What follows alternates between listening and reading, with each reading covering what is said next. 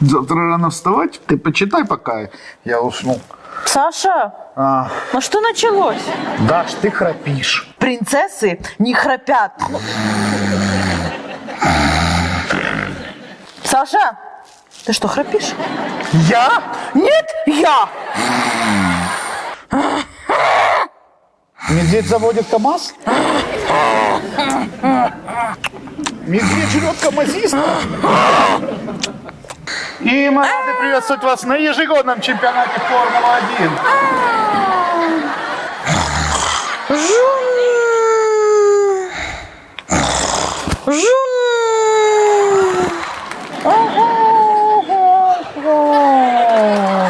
Сейчас мы заснимем, как принцессы не храпят.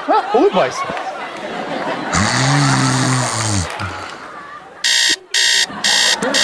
Саш, ты чё вскочил? Выспался.